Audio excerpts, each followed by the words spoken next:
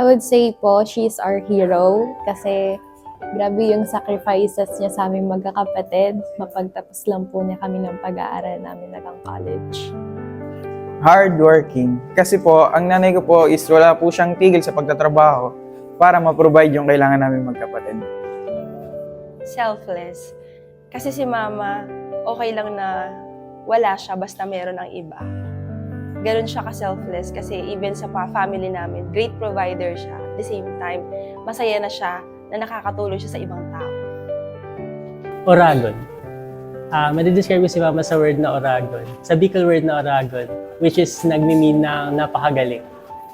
Napaka-selfless niya para sa amin ng kapatid ko.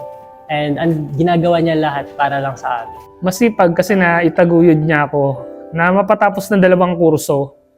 At hindi dahil sa kanya, wala ako dito sa ko ngayon, sa trabaho ko ngayon at sa posisyon ko.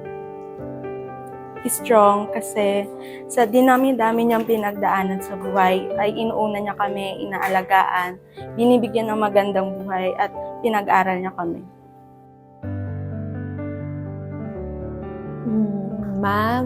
Maraming salamat po sa pag-aalaga at pagmamahal niyo sa aming magkakapatid.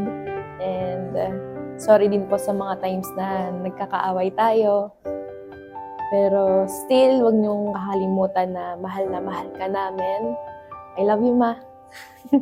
Ma, maraming salamat dahil never mong pinaramdam sa amin na may kulang sa pamilya natin. At sa sobrang dami nating pinagdaan ng problema ng tatlo, naging malakas ka pa rin. And thank you sa lahat, Ma. Mahal na mahal ka namin 2 magkapatid.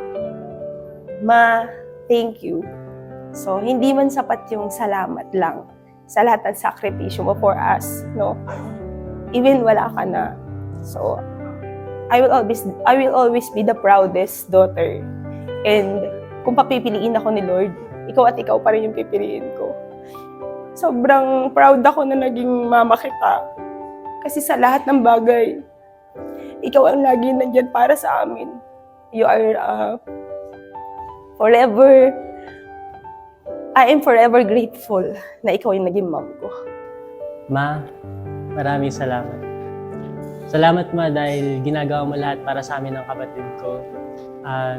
Maraming salamat dahil kahit malayo ka, napaparamdam mo sa amin na mahal mo kami. In your own way. Ma'am, maraming salamat po sa lahat. Sa lahat ng mga pagsasakripisyo nyo